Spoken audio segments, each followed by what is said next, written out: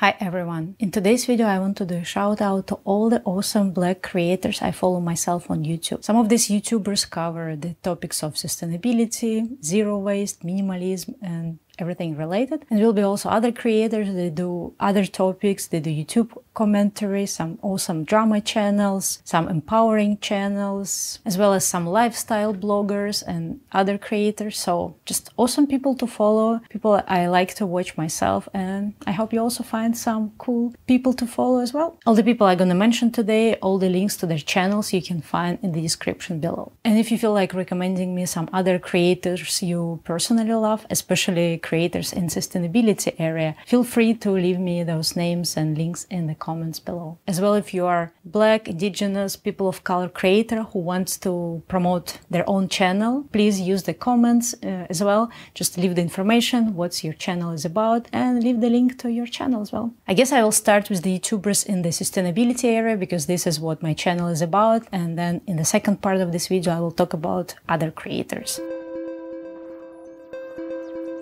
First channel on the topics of sustainability that I want to recommend is a channel of JHÁNNEU. The way how she describes her own channel, she says it's tips and tricks on how you can adopt a low-waste lifestyle. So she has a bunch of videos about zero waste and low-waste soaps, as well as some videos on natural skincare, also some fashion videos. And so today I'm going to be talking about ways that companies can actually show that they think Black Lives Matter. So let's hop into the video. When I look at a lot of sustainability companies' LinkedIn pages, majority of their employees are white, and the ones that are of color aren't in positions of power, which is a problem.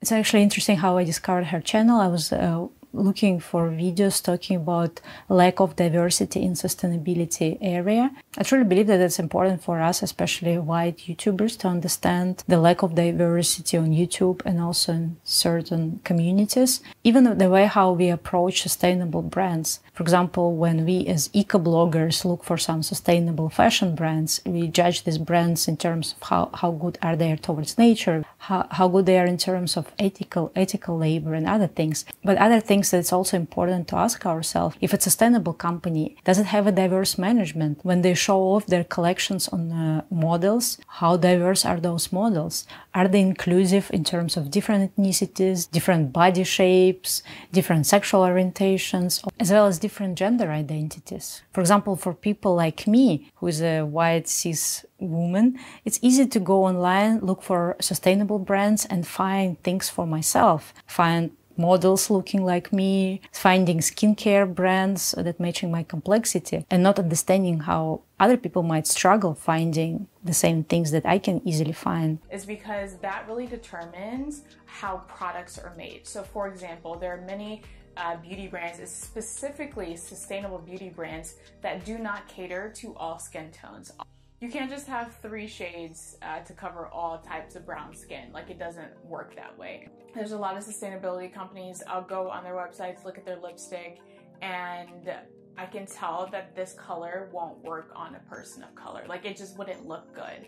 And when you have a person of color on the team, they would be like, if this isn't gonna look good on a person of color, then we need to make sure we have other colors that could possibly work for them. Another awesome Black creator in the sustainability area is Addie from Old World New.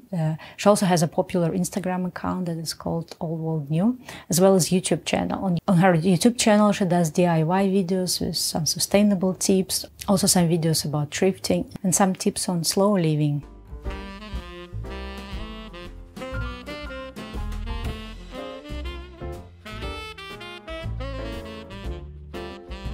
I'm about to go in and look for a few things. I have a post about thrifting for toys and cleaning those toys, so I'll look down the toy aisle and share how I look for those with y'all. Channel called Hot Mess. It's about climate change and other related environmental issues. One of the hosts on this channel is Talia Buford. She talks about environmental justice and other issues. It's easy to assume that climate change will affect us all equally, but the truth is that communities all around us, including the one you're in, may be forced to bear an unequal brunt of our changing world. Systemic inequalities like this will become more obvious. But guess how many bills they filed to strengthen environmental justice protections? 0. So basically, for those of you who never heard the term of environmental justice, this is the topic that talks about people who are less privileged, or let's say they're poor, or even certain ethnicities. They're more likely to come across living in the areas that are environmentally bad. For example, like Black people in America, or even Latinos and Indigenous people. They are more likely to live in areas that are more polluted, the air quality is not there, the water quality is not there. All those issues are very important because if you look at YouTube, most of the zero waste and sustainability channels are run by white, middle-aged people, mostly women for some reason.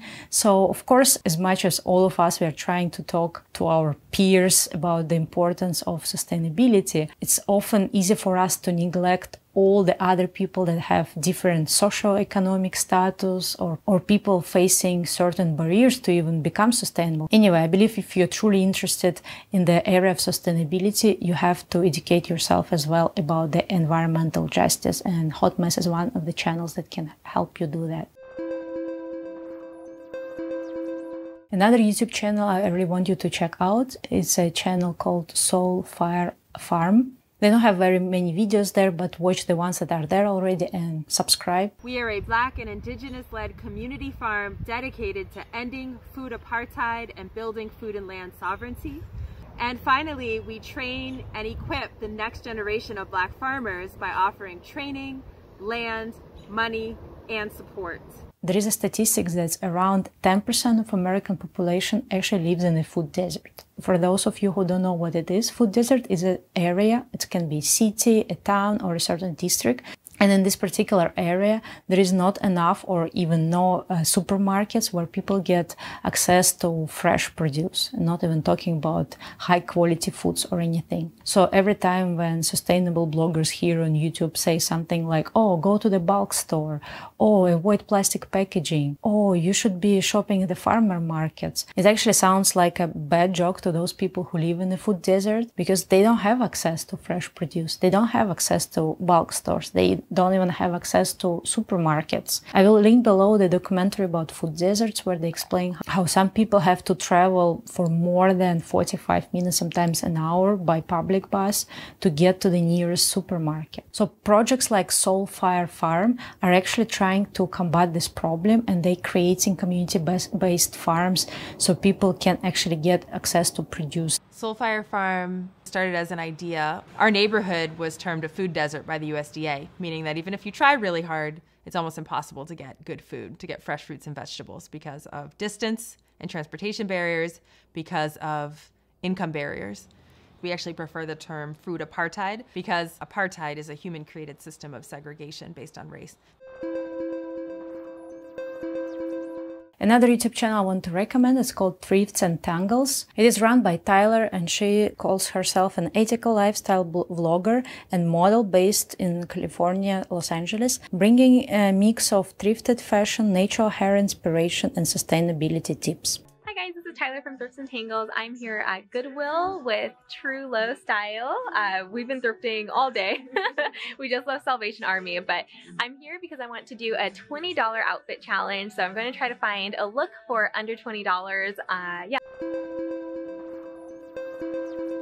Next creator I want to recommend, she doesn't have a YouTube channel, but I'm actually listening to her podcast since I think last year. I know that there are actually more Black podcasters, but for some reason until now I wasn't listening to podcasts in English. I was listening mostly to podcasts in my native language, but I think I will improve on that, and when I learn about more podcasters, especially Black and people of color, I'll do another video like that, but just about podcasts. But I don't want to wait until that moment, and I want to recommend this particular podcaster. The podcast is called The Sustainable Mind. Its host is Marjorie Alexander. The way how she describes her podcast, this is a show where we talk to the minds behind today's most impactful environmental campaigns, organizations, and startups. So go listen to this podcast. It's really awesome. If you want to recommend me some other sustainable podcasts, especially run by Black creators, please do so in the comments. I would love to finally start listening to podcasts in English. Next creator I want to recommend, she's personally one of my favorite Black creators. The name of this creator is Hallease. She doesn't do videos solely on the topic on sustainability. It's more like lifestyle tips. Hey everyone, it's me Hallease, endeavoring to persevere as always. If you're new here, I make videos about my chaotic good life. In this video, I want to go over how to clean your period products in between uses. So your menstrual cups, your cloth pads, and your period panties. As well as check out her podcast. It's a video podcast that she does with her husband. For me personally, this podcast was very insightful because she's married to a non-Black guy. He's a Mexican descent. And they talk a lot about racial issues, about understanding, about being woke and other things. We're talking about coping through racial tension as an interracial couple. There you go. Right? Yeah. Mr. Hallease wasn't woke when I met him. Let's just get that out of the way. He wasn't woke when I met him. Yeah, he just wasn't. Mm-hmm. And I don't think that was necessarily like a bad thing. I think open-minded, yes. Yes. But in everything, you know, as granular as I could to understand things. And understanding, no. Yeah. So exposure to stuff, sure, but that does not beget understanding. By following certain creators, by listening other people's stories, that's how I can help myself be more educated and I guess somehow more woke. And Hallease in general, she's just such a beautiful soul and I really love the way how she does her videos. I'm actually super jealous. I want to do my personal YouTube videos as creative as hers. Anyway, check her out. It finally got to me in my heart chakra.